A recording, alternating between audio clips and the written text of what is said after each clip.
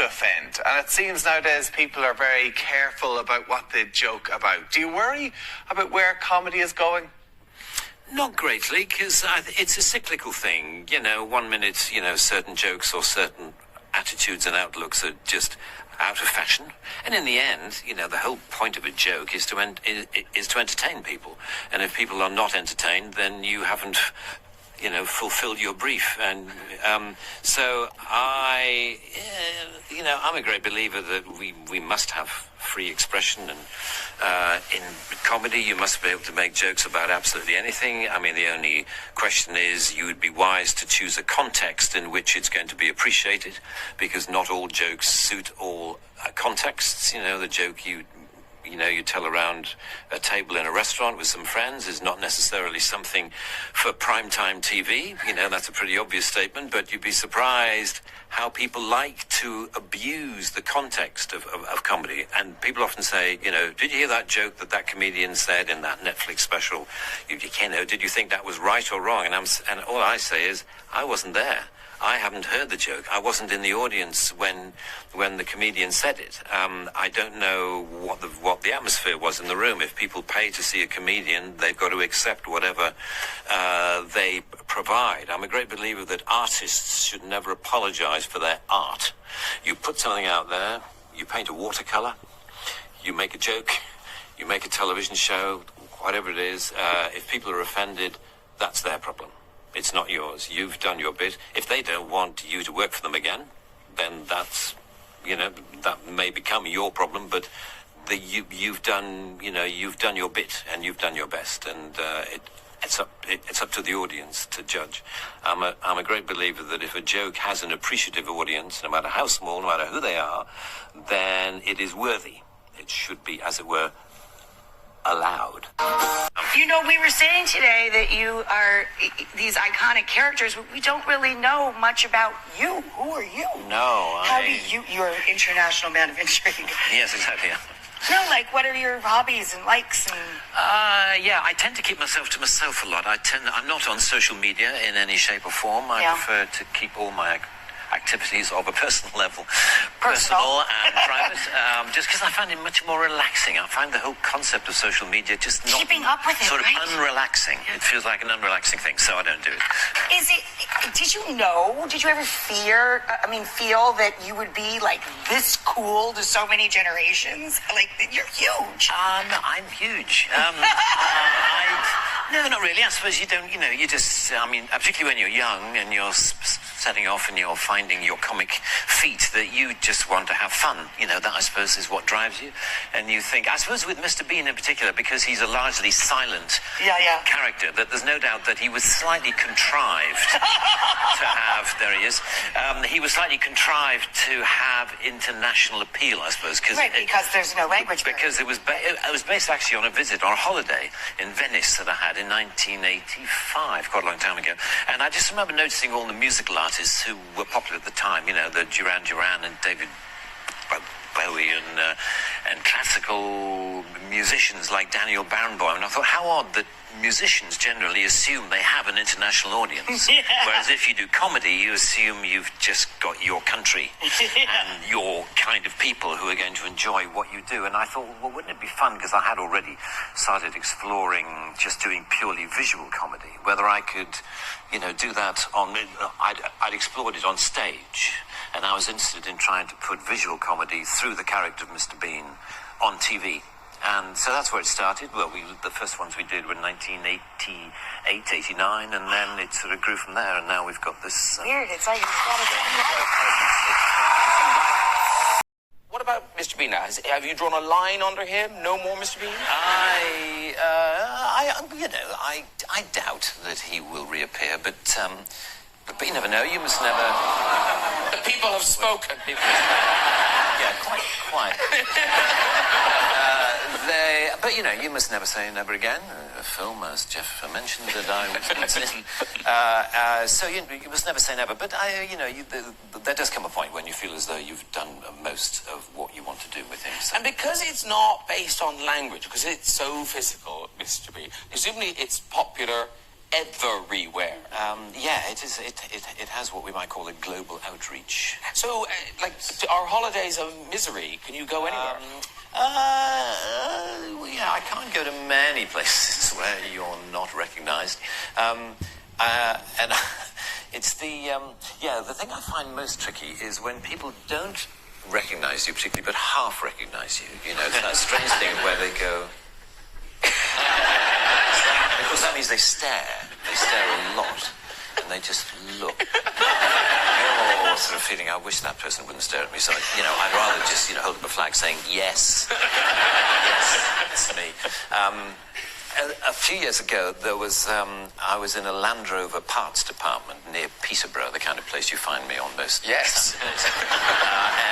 We're waiting for car parts. And car parts, guys hang around a lot because, to get a part, the guy has to go half a mile to the back of the warehouse and then come back again, and he brings it back. And he says, this is a left-hand one. Oh, you wanted a right-hand one? Sorry, I'll go.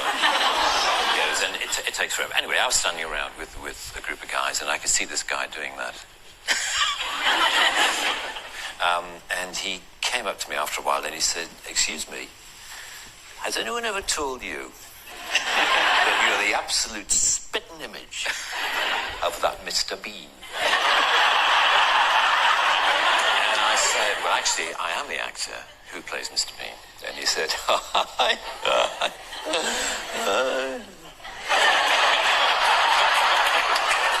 I bet you wish you were. And there followed this bizarre conversation in which the more I tried to claim that I was the person whom he thought I merely resembled, the less he believed me.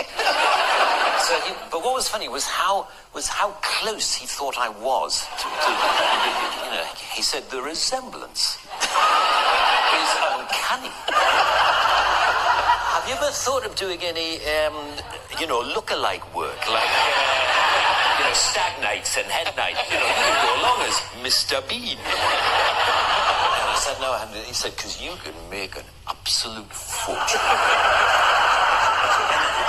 And I could tell after a while I had to bring the conversation to a close because clearly not only was he not believing me, but he was getting quite annoyed that I was pursuing this line of I am Rowan Atkinson and clearly he thought I was this total arse. Just because I happen to look a bit like Mr. Bean, goes around the country actually claiming to be Mr. Bean. What a twat.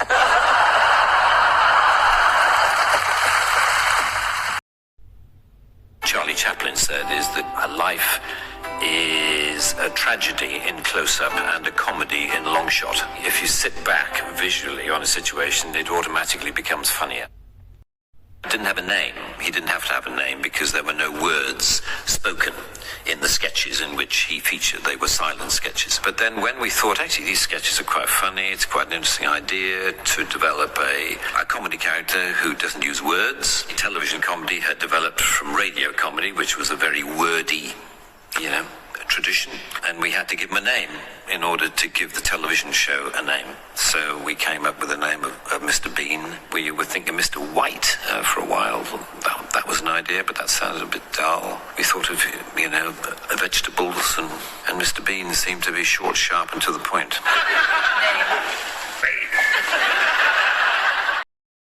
Talked about it yet, but we did a movie in 30 years ago. I'm afraid so. Yes, it was. With Richard Curtis, the tall guy. Yes, exactly. It was a sort of a quasi-autobiographical thing about in fact, there we are, in which I played a hideous, self-centered comedian. And Jeff played my sidekick, which was the Richard Curtis role, because Richard Curtis and I used to do a show, together the first time that we set out doing our comedy reviews, and it was me and it was Richard. And so Richard then later wrote this movie in which he portrayed this hideous monster of a comedian against, and it was a kind of tricky thing, because obviously one doesn't want to admit that it was in any sense biographical. But it was thought maybe that if I played the role, no one could possibly say, well, of course, that's really Rowan Atkinson. Someone else had played the role, then they would have said, you know who that is. But it was me anyway, so they thought, oh, well, he can't be like that, really. He's just pretending. He's just pretending. I'm playing this this horrible comedian. Yes. Well, listen, welcome to the show. Welcome to the show. Johnny English Strikes Again. It is out tonight. And these films... Oh, wow, tonight? Tonight. Congratulations. Yes. Wow. Yes. How wonderful.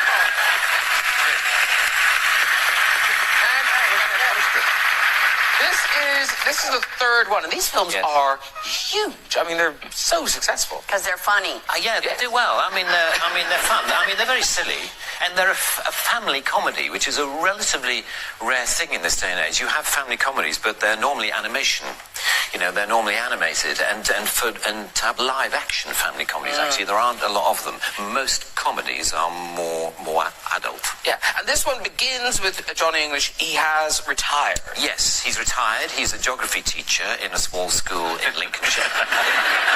He's not teaching a lot of geography because he's decided to employ and teach his espionage techniques from his past to his pupils. So that's what he's doing, and he's having a whale of a time. And of course, the children are having a whale of a time as well because it's fun. You know, being a spy is fun. It is. But yeah, I don't think he's teaching a tremendous amount of geography. And listen, we have a clip, and just basically this is a taste of Johnny English in action. Okay. I'm not sure I've ever met a man quite like you. You haven't.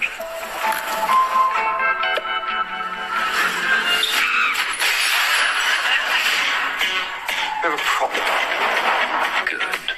Virtual reality. It's completely immersive, and some people lose track of their surroundings.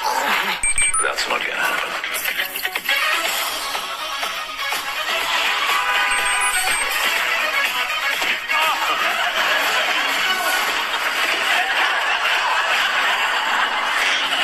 Can I just ask, what is wrong with you? Did you or did you not burn the Côte du Roc restaurant to the ground? And did you fire a missile at a peloton of French cyclists? Well... Before commandeering an open-top bus and tossing the tour guide off the top deck?